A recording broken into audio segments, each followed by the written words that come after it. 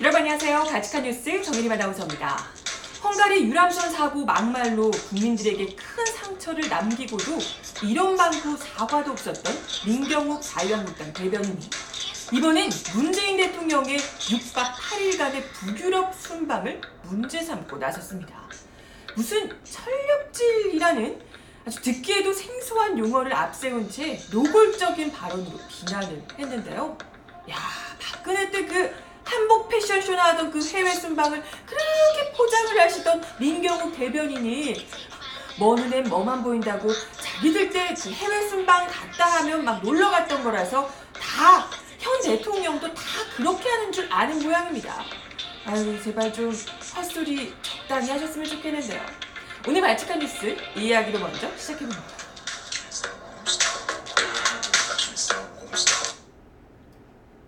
네, 음악이 갑자기 뚝 끊어졌네요.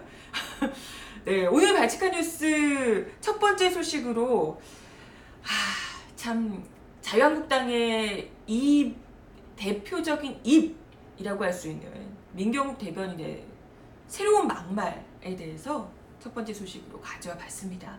주말엔 잘들 보내셨나요? 네. 사실 이 헝가리 유람선 사고를 두고 그 골든타임 3분 표현 때문에 국민들로부터 굉장한 공분을 샀고 지탄을 받았음에도 여전히 뭐 사죄 한 말이 없었던 사람이죠.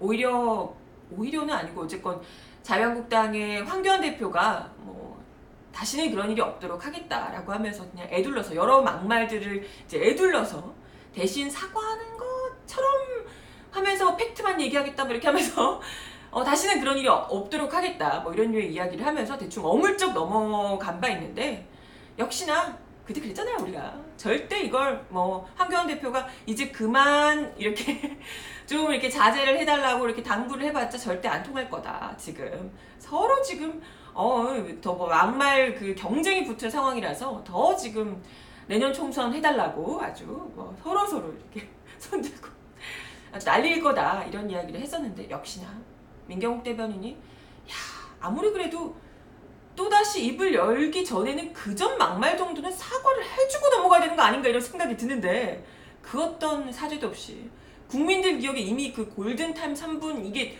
또렷이 남아있는데 왜 거기까지 구하러 가냐고 그 얘기를 했던 게 아직까지 기억이 나는데 또다시 그 이전에 대한 사죄와 반성도 없이 또 새로운 막말을 쏟아냈네요. 대한민국 정체성 훼손, 역사 덧칠 작업으로 갈등의 파문만 일으키더니 국민 정서 비공감의 태도로 나홀로 속편한 현실 도피에 나섰다.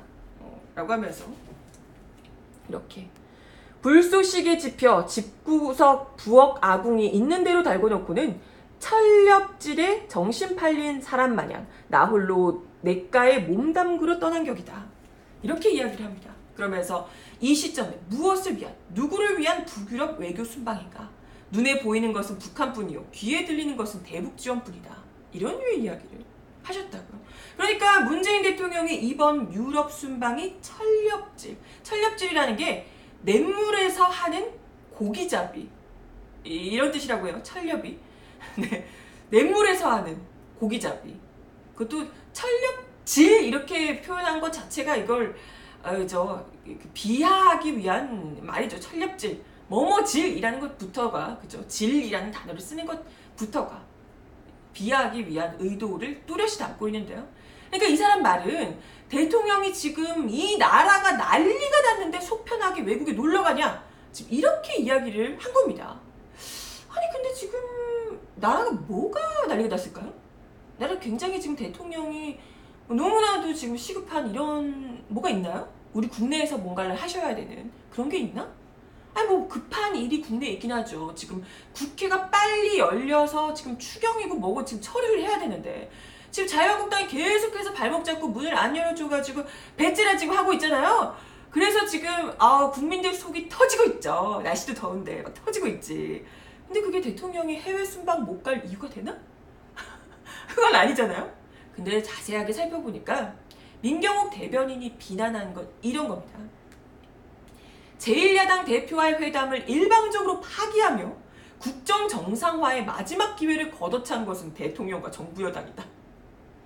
라며 국정 정상화를 자유한국당이 계속해서 안 하고 계신 것 같은데, 아무튼 국가 수반으로서 최소한의 책임조차 회피한 도피의 대가는 가혹할 것이다. 공동체 균열의 틈을 벌린 갈등 유발의 결과는 참담할 것이다. 완전 저주가 따로 없죠. 제발 그러길 바라는 거야.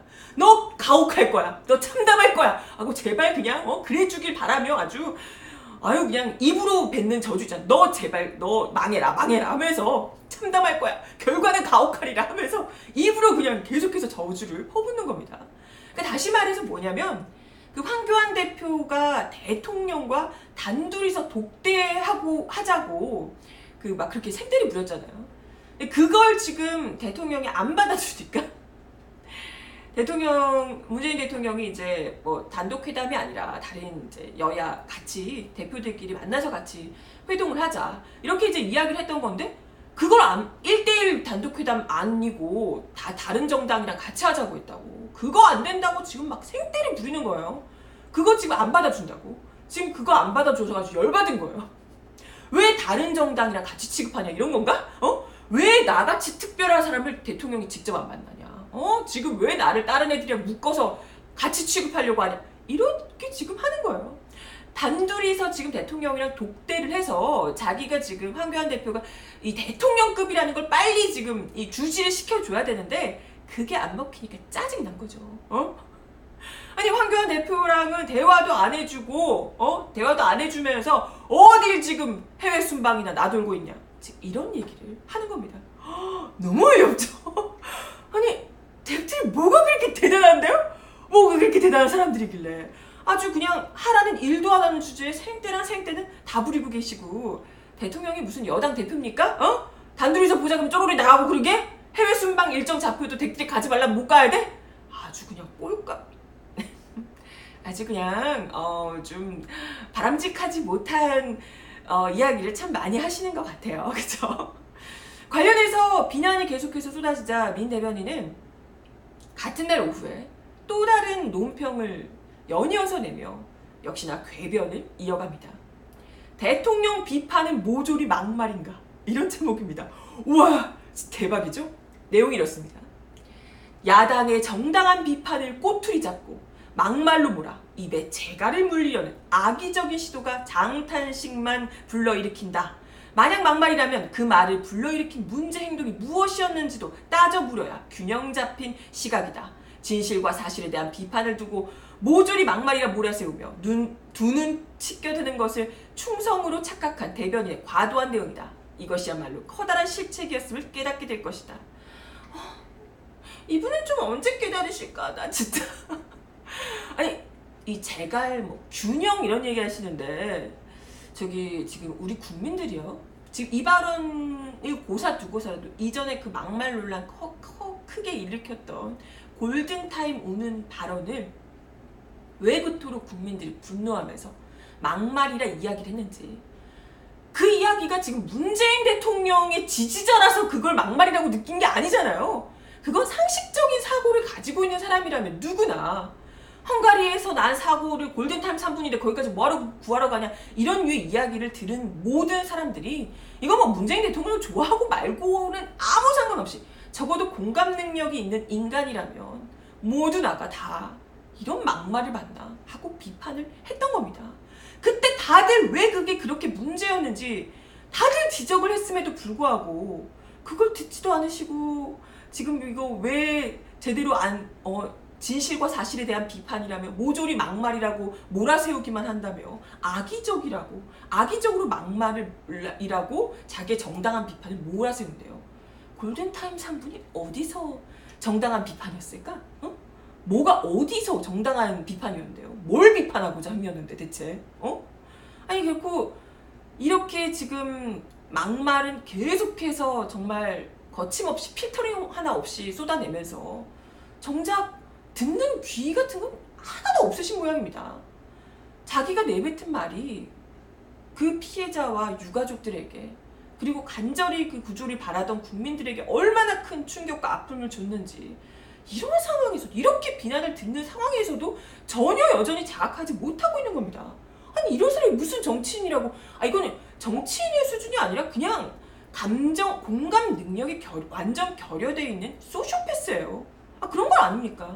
자신의 언어가 피해자와 유족들에게 얼마나 큰 아픔을 줬는지를 전혀 인지조차 하지 못하고 있고 반성조차 할 생각이 없는 겁니다. 심지어 민 대변인은 여당을 향해서도 비판을 겸허히 받아들이지 못하는 더불어민주당이야말로 공당 자격 상실이다, 이렇게 이야기를 하기도 했습니다. 비판이요? 비판이요? 아니 뭐 이러이러한 점이 잘못됐다라고 논리적으로 이야기를 하는 게 비판이죠. 근데 민경욱 대변인께서 얘기하신 내용은요, 따지자면 이런 겁니다. 이런 BXX 이런 욕을 하신 거예요. 근본도 없는 쌍욕을 가지고 대체 누가 겸허하게 받아들일 수 있는지, 아니 뭘 어떻게 막 다짜고짜 그냥 욕을 그냥 하는데, 아무 그냥 무근본의 욕을 하는데, 그냥 기분 나쁘라고 하는 욕을 어떻게 겸허하게 받아들여야 하는지 묻고 싶습니다. 아니 그리고 사실 누가 봐도 쌍욕은 그쪽이 드셔야 될 것 같지 않나요? 아직까지도 전혀 자기가 뭘 잘못했는지 모르시는 거죠? 관련해서 민주당은 이 같은 논평을 냅니다. 자유한국당이 북유럽 순방에 나선 문재인 대통령에게 쌍욕보다 더한 저질 막말을 퍼부었다. 이걸 공당이 논평이라고 내놓다니 토가 나올 지경이다. 경제 영토와 외교 지평을 확대하기 위한 정상 외교를 철렵질이라고 비난하는 자유한국당, 제정신인가? 과연 집권 경험이 있는 정당이 맞나? 아예 집권을 포기한 것인가? 포기한 것 같아. 그렇다면 문재인 대통령의 이런 유럽 3개국 순방을 두고 자유한국당을 제외한 야3당이 내놓은 논평은 또 어땠을까요? 바른미래당 같은 경우에는요, 상호관계 강화와 북유럽 외교 지평을 확대하는 계기가 되길 바란다 라며 성공적인 순방을 기대한다 라고 전했습니다. 정의당 또한 문 대통령이 오슬로 포럼 기조연설과 스웨덴 의회 연설을 예정하고 있다. 한반도 평화 프로세스 진전을 위해 북유럽 3국과 협력을 재확인하고 교착 상태인 한반도 비핵화와 평화 정착에 물꼬를 트는 구상이 제시되길 기대한다, 이렇게 전했고요. 민주평화당도 교착 상태에 빠진 한반도 평화 프로세스 진전을 위해 더욱 협력할 수 있는 계기를 만들어내길 기대한다, 이렇게 전했습니다. 그러니까요, 이런 게, 이 정도의 이야기가 좀 상식적인 뇌 구조를 가진 정상적인 정당의 입에서 나올 수 있는 반응이라는 겁니다. 당연한 거 아니겠어요? 아니 무슨 자기들 안 만나준다고 해외 순방에 나서는 일정까지 시작도 전에 그냥 막말부터, 아니 무슨 결과를 가지고 왔는데 정말 텅 빈, 이 정말 빈 박스였다, 이런 거였다면 그때 가서 비난할 수도 있겠지만, 잘하겠다고 시작하러 떠난 사람에게 거기다가 그냥 시작도 전에 정말 재뿌리듯이 막말을 퍼붓는 건 대체 이게 무슨 정말 초딩 같은 행위인지. 더군다나 우리가 알고 있잖아요. 이전에 박근혜가 대통령이던 시절, 박근혜 씨가 대통령이던 시절에 그 수많은 해외 순방, 그때 뭐 그 어떤 외교적 성과는 없이 오로지 기사 나는 거라고는 그 한복 패션쇼, 옷을 뭐 몇 벌을 갈아입었네 막 이런 거잖아요. 뭐 패션 외교? 이랬나? 진짜 어처구니 없는 패션 외교를 하면서 거기다가 또 뭐 외국어 외워가서, 외국어 인사 외워가서 그 연설하다가 마지막에 뭐 외국어로 몇 마디 덧붙이고 막 이런 거 하면서 그거 너무 잘했다고 막 포장을 해가지고 그러던 거. 심지어 그 모든 것이 실상은 진짜 대통령이던 숨겨진 대통령 최순실 대통령의 지시대로 이루어졌던 것이었음을 우리가 똑똑히 기억하고 있는데, 그리고 그 해외 순방들을 뭐 무슨 이렇게 전체적인 건강 상태가 좋지 않았던 것으로 나타났습니다. 뭐 와병설 하면서 뭐 아주 박근혜 대통령이 뭐 이 해외 순방을 위해서 너무 노력을 하느라고 뭐 몸 건강 상태가 좋지 않다는 둥 하면서 아주 박비어천가로 입이 마르게 칭찬하고 했던 이 민경욱 대변인의 모습도 똑똑히 기억하고 있는데, 지금 무슨 어디서 해외 순방 철렵질 우는인지 진짜 가소롭기 짝이 없습니다. 진짜. 아니 정말 자신들이 경험한 해외 순방은 언제나 그 노는 것밖에 없던 패션쇼하고 막 이렇게 하던 그런 것밖에 없던 그 패키지 여행이었기 때문에 이 대통령이 해외 순방 가신다 하면 무조건 그냥 그런 쪽으로 놀러 가는구나, 또 놀러 가는구나, 나라가 이 꼴인데 이렇게 생각하시는 건가요? 진짜? 그런 거 아니야? 해외 순방이 뭐하러 가는 건지 아예 모르시는 거 아니에요?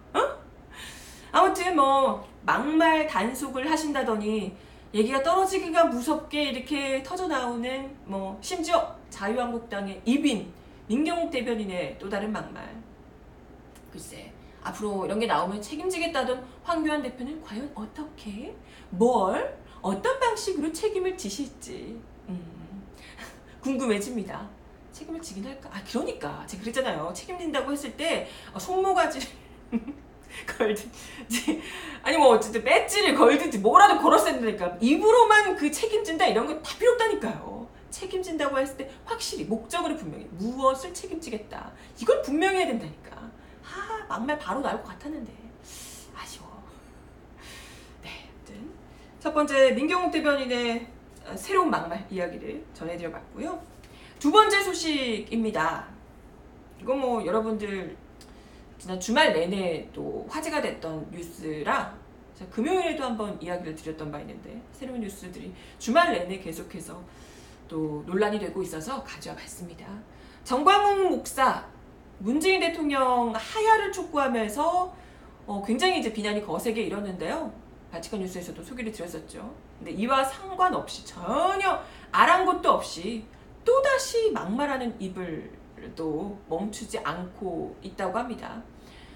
지난주 금요일에 제가 얘기 드렸던 내용은 기억하시죠? 발칙한 뉴스에서. 그때 당시에 시국선언으로 정광훈 목사가 자유민주주의 국가인 대한민국이 문재인 정권으로 인해서 종북화 공산화돼서 지구촌에서 사라질지도 모르는 위기를 맞이했다며 문재인 대통령을 하야시켜야 한다, 하야해야 한다라고 주장했다고 말씀을 드렸었는데요. 이러면서 무슨 정치권은 물론이고 개신교며 뭐 한기총 내부에서도 각계 뭐 비난이 들끓고 있습니다. 근데 정말 그러던가 말던가 어디 해볼 테면 해봐라 라는 듯 지난 8일에도 정광훈 목사가 성명을 발표를 했습니다. 이번에는 문재인 대통령을 히틀러에 비유를 했다고 하네요. 진짜 미치겠다. 이렇게 얘기합니다. 독일이 히틀러에게 속아 인류사 앞에 반인륜적인 행위를 한 것 같이 문재인의 주사파 주체 사상의 강요는 한반도뿐 아니라 세계사 앞에 다시 한번 비극의 역사적 사고를 일으킬 가능성이 분명하기 때문에 저는 본 회퍼의 심정으로 생명을 걸고 문재인을 책망하기로 작정했다. 릴레이 단식 기도회를 청와대 앞에서 열겠다라고 이야기를 했습니다. 뭐 문재인 대통령이 세계대전이라도 일으킬 것 같은가? 진짜 너무 뭐랄까요? 이 민주주의 국가에서 국민이 직접 선출한 대통령을 두고 히틀러에 비유한 것 자체도 진짜 이건 어이없는 수준을 넘어서 이건 정말 무식한 발언 아닌가 싶은데요. 이건 정말 그냥 모르는 거잖아요. 이 히틀러가 누군지 모르는 거 아니에요? 민주주의가 뭔지 모르는 거 아니냐고. 그렇지 않습니까? 심지어 아까 무슨 누구요? 본 회퍼? 저는 이제 처음 들어본 분인데 이분이 히틀러 정권에 맞서서 암살운동을 벌였다가 순교했던 목사라고 합니다. 본 회퍼 목사. 이런 사람에게 자기를 비교하는 건 진짜 정말 어이없어도 너무 어이없지 않나요? 게다가 그런 그 영상도 있더라고요. 혹시 여러분들 보셨나 모르겠는데 작년 2018년 12월에 목회자 집회 영상에서 이런 이야기를 하더라고요. 이분이 정광훈 목사가 청와대로 진격해서 문재인을 끌어내리자며 이렇게 60 이상 사모님들 나가서 먼저 순교하면 뭐 이런 류의 이야기를 청와대로 진격해서 문재인을 끌어냈자라고 하면서 그 제일 앞에 60 이상의 사모님들, 여성 신도들을 먼저 내세워서 순교하라고 그렇게 이야기를 하는 거예요. 물론 이제 약간 뭐 웃으면서 이야기를 했다고 하는데 아니 이거야말로 진짜 말 그대로 내란 선동이잖아요. 그냥 내란 선동. 진짜 청와대로 진격을 하자며 그것도 아무렇지도 않게 무슨 총 쏘면 죽을 용기 있는 사람 막 이런 걸 묻습니다. 총 쏘면 어떡할 거야? 총 쏘면 죽을 용기 있는 사람 막 손들게요? 그냥 뭐 그런 일이 있어도 무작정 청와대로 진격해서 대통령을 끌어내리겠다 이런 거예요. 아니 국민이 뽑은 대통령을 끌어내리기 위해서 자기 신도들에게 청와대로 진격해서 순교하라 이런 이야기를 아무렇지도 않게 하는 겁니다. 아니 이것보다 심각한 내란 선동이 또 어디 있습니까? 그렇지 않아요? 아니 이런 무슨 총 쏘는데 총 쏘면 죽을 용기 있는 사람 이런 걸 뭐 어쩌자는 건지 진짜 이런 말을 하는 사람이야말로 진짜 총알 날라오면 제일 먼저 도망가고 없겠죠? 네? 아무튼 세상 어느 종교에서 이런 식의 위험한 내란 선동을 하는가 이건 너무나도 충격적인 얘기고요. 사실 그동안도 이 정광훈 목사와 한기총의 이런 극우적 정치 발언이 계속돼 오긴 했습니다만은 이번에는 정말 선을 넘어도 너무 넘었다 이런 비난들이 쏟아져 나오고 있습니다. 특히나 최근에는 아예 그냥 자신들을 반대하는 거의 모든 세력들을 색깔론으로 공격하는 그런 양상으로까지 이어지고 있다고 하는데요. 이전에 바티칸 뉴스도 소개드린 바 있었던 그 MBC 스트레이트 프로그램 기억하시죠? 한기총과 이 전 목사의 정치 행보를 비판한 그런 보도였는데요.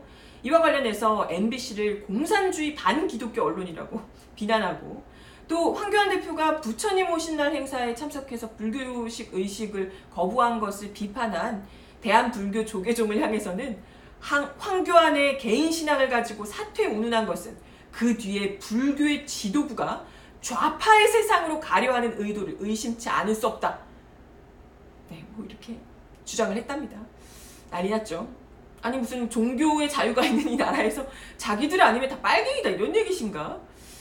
하여튼 이 같은 정광훈 목사와 또 한기총의 정치적 행보에 대해서는 올해 초 한기총 대표회장 선거 과정에서부터 우려의 목소리가 굉장히 많이 나왔었다고 합니다. 당시에 정광훈 후보와 김한식 후보 모두 정치적 발언이 논란이 되면서 당선되더라도 일체의 정치적 행위, 대정부, 대관, 대사회 정치 행위는 하지 않겠다. 이런 내용의 각서까지 한기총에 전달했던 것으로 알려졌습니다. 그런데 이렇게 당선되자마자 아예 취임식에서부터 문재인 정부를 향해 극우적 발언을 쏟아냈고 날이 갈수록 극우적 정치 행보가 노골화되고 있는 거죠. 그렇다면 대체 왜 한기총과 이 정광훈 목사가 왜 이렇게까지 극우적 발언과 정치적 행보를 계속해서 고집을 하는 것일까 궁금해지시죠? 민중의 소리 이 기자가 권종술 기자님이 관련해서 아주 구체적으로 기사를 써주셨는데 이야기를 토대로 같이 이야기를 좀 나눠볼게요. 이게 이렇게까지 지금 한기총에서 그야말로 의도적이라고 할 정도로 노골적인 발언들, 점점 더 극우화되는 이런 정치 발언들을 일삼는 이유가 다름 아닌 내년 4월에 치러지는 총선과 밀접한 연관이 있다는 분석입니다. 이게 뭐냐면요. 보수 개신교가 지난 2004년 총선부터 보수 개신교 정당을 결성해서 원내 진출을 노려왔던 것 여러분들이 아실 겁니다. 특히 한기총 대표회장인 정광훈 목사 같은 경우에는 2008년에 기독사랑 실천당을 시작으로 이런 정당이 있었어요. 그리고 2012년에는 기독자유민주당, 그리고 2016년에는 기독자유당에 이르기까지 결성을 주도하는 등 가장 적극적으로 정치 활동을 해온 사람입니다. 이런 정광훈 목사 그리고 한기총이 이번에 자유한국당 황교안 대표에게 희망을 걸고 있다는 거예요. 자유한국당에게 희망을 건다기보다는 자유한국당을 밀어주면서 자신들의 이 기독자유당의 지지를 높이겠다. 이런 지금 전략을 가지고 있다는 거예요. 그러니까 황교안 대통령 만들기 프로젝트를 통해서 보수 개신교 세력을 결집하고 이렇게 모아진 지지 세력을 바탕으로 지역구 후보는 뭐 자유한국당이 당선되더라도 정당 투표는 기독자유당으로 이끌어내겠다. 이런 지금 생각을, 전략을 구상하고 있다는 겁니다.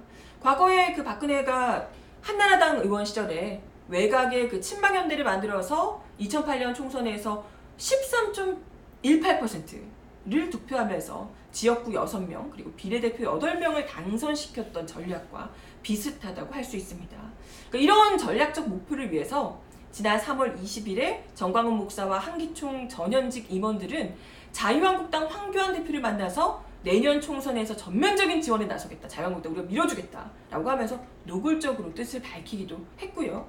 또 그에 앞서서 3월 18일에는 기독자유당과 업무협약 MOU를 체결하기도 했었습니다. 그러니까 아예 보수적 성향의 개신교 신자이면서 전도사 자격까지 갖춘 이 황교안 장로, 황교안 대표를 매개로 해서 보수 개신교 인사들이 만든 기독자유당의 원내 진출을 한번 이뤄보겠다. 이 생각을 노골적으로 밝힌 셈입니다. 게다가 지금 한기총이요. 얼마 전에 그 선거 총선을 대비해서 본격적인 지역 조직까지 꾸렸다고 해요. 전국에 253개 지역연합이라는 조직을 만들었다고 하는데 이 253개 지역이요. 현행 국회의원 선거 지역과 정확하게 일치한대요. 완전 그냥 대놓고 내년 총선을 목표로 두고 만든 그런 조직이라는 거죠.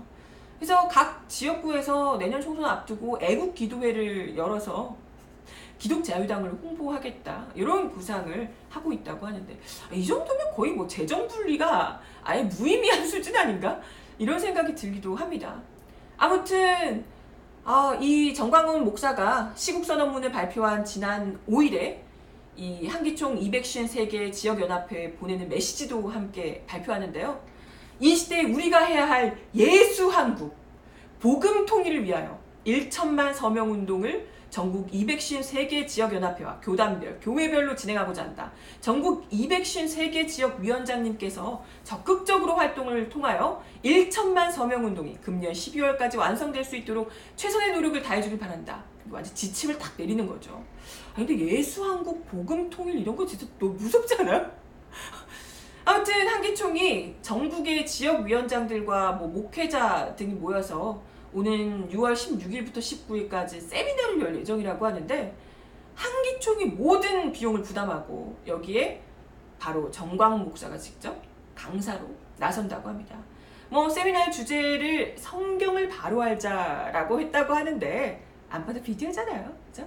그동안 이런 모습들을 보건대 내년 총선을 염두에 둔 사전 준비 작업이 아니겠냐 이런 이야기들이 나오고 있습니다. 여기서 진짜 어떤 발언이 나오는지 똑똑히 잘 살펴봐야겠다 이런 생각이 듭니다. 아무튼 이렇게 지금 한기총이 아주 사활을 걸고 정치 세력화 구상을 하고는 있는데 이러한 한기총의 계획에 아주 결정적인 허점이 있답니다. 그러니까 한기총의 위상과 세력이 예전과는 비교할 수 없을 정도로 축소됐기 때문이라고요. 안 됐네.